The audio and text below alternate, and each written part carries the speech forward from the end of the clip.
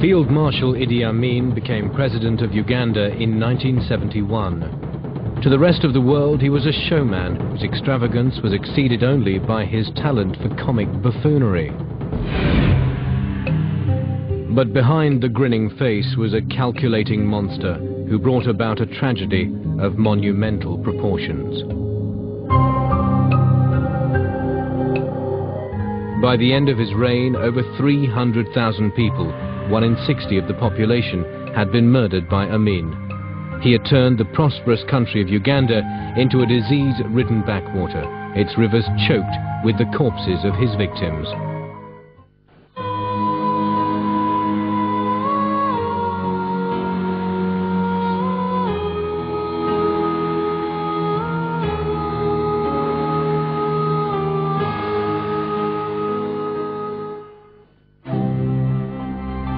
The landlocked African country of Uganda became part of the British Empire at the turn of the 20th century. It consisted of the ancient kingdom of Buganda and a number of smaller tribes. It was a country rich in mineral deposits and natural produce. Amin was born on the west bank of the Nile in the mid-1920s. He was a member of the Kakwa tribe, a tribe renowned for its fierce warriors. Amin's unusual size and strength soon brought him to the attention of the British colonial army, the King's African Rifles. As a man, he was an extraordinarily powerful specimen. He was 6 foot tall, he had amazing physique, he was as strong as an ox. And I don't think I'll ever forget the sight of Amin striding along at the head of my company with me. And on one shoulder he was carrying a couple of Bren guns, and over the other shoulder he was carrying an askari, a soldier who had, fallen by the wayside. He was immensely powerful.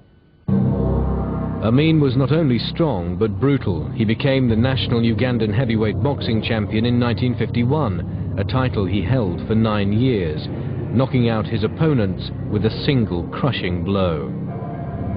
During the Mau Mau rebellion in the neighboring East African colony of Kenya, he also proved to be an efficient killer. I was leading a patrol to get to grips, which we were trying to do with a particularly bad gang of Mau Mau. And I remember we suddenly came under fire. And I remember Amin acting with incredible skill in the speed with which he shot 2, 3, 4 people, I really can't remember, was really quite extraordinary. It looks to me that the British wanted people like Idi Amin, people who were vicious, who would be ruthless in persecuting, people like the Mau Maus, and who were completely determined to achieve certain goals, be it so that they can be promoted. And I think Idi Amin was very good at that moment. 12 months before Ugandan independence, the British officers of the King's African Rifles were ordered to train their black NCOs to become the future commanders of the new Ugandan army. Amin was an uneducated illiterate and had no experience of command. His first lesson was how to open a bank account. We had to get him there and then to sign his name. And he practiced and he practiced and he practiced, and after about 20 minutes a scrawl emerged which the bank manager accepted as his specimen signature. And I remember going out into the street with Amin afterwards. He said, got a little bit of shopping to do, and I thought no more of it. And when he got back to barracks a couple of hours later, the little shopping, it transpired, had consisted of buying several new suits, a few cases of drink, and don't believe it when you're told that Muslims never drink, and a brand new motor car. He hadn't even got a license, he hadn't even passed a test. So needless to say, his account was considerably overdrawn before he'd even started. When Uganda became independent in 1963, Amin was facing a court-martial for the murder of 14 members of the Turkana tribe. But under the new Prime Minister, Milton Obote, the charges were forgotten, and Amin was promoted to colonel. It wasn't long before Amin got into trouble again. In 1966, he was investigated for corruption. when it was discovered that within a month the Ugandan equivalent of £20,000 had been deposited into his bank account. More than a Ugandan army colonel could earn in a decade. Amin would face prison or worse unless he took action.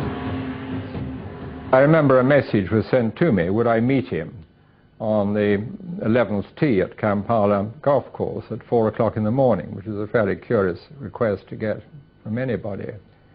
Anyway, I duly turned up and we had a long chat, and he was telling me then that he had plans to remove Obote.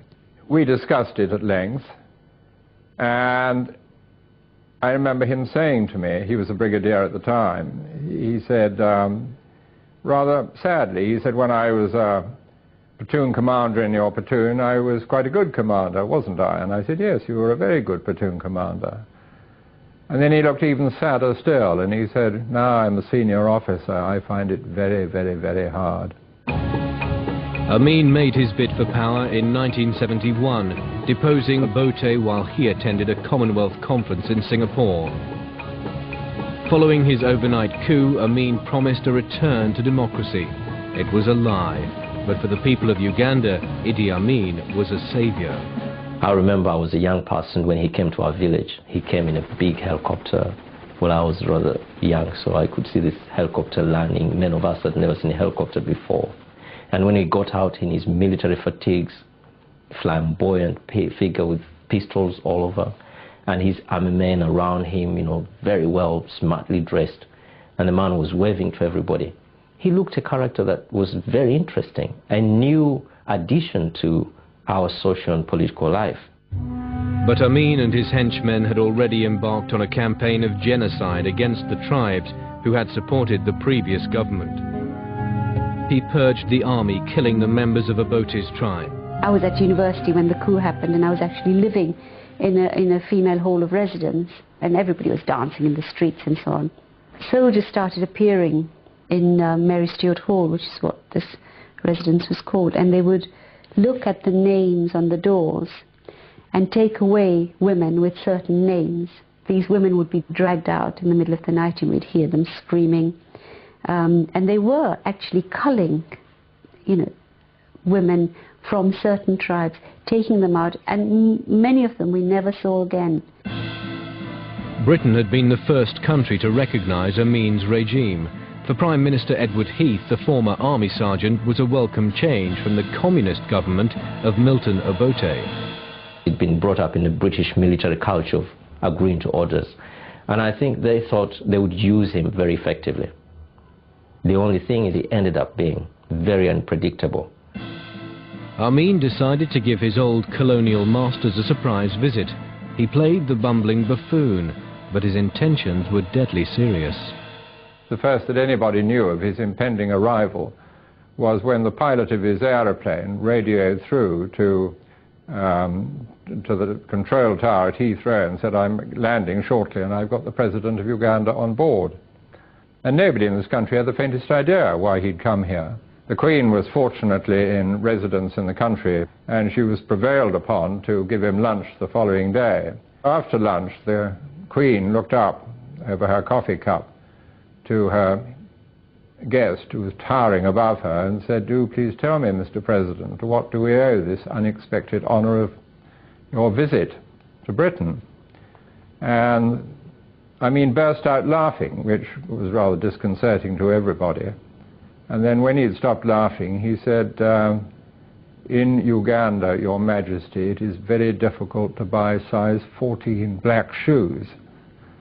And in fact, what he had come to this country for was he was shopping hard for weapons, aeroplanes, guns, and so on, to suppress his enemies. But word of Amin's atrocities had reached the UK before him. Amin was refused the arms and aid he wanted. He was furious and decided to humiliate the British in any way he could. When, in 1971, the British economy went into recession, Amin started a Save the British Fund, collecting fruit and vegetables for the starving British. British now actually, they are in chaos, as you know. Their economic is in chaos completely. I am very far away from London, but I am helping them. We have opened the fund here, Save the British Fund. I donated 10,000 shillings from my own savings. Some people donated full lorry of vegetables, 3 tons, to be given to the friends in Britain, but he hasn't sent the airplane yet. I've always been very worried about Idi Amin being projected here as both a kind of a fool and a villain. I mean, first of all, you can't be both.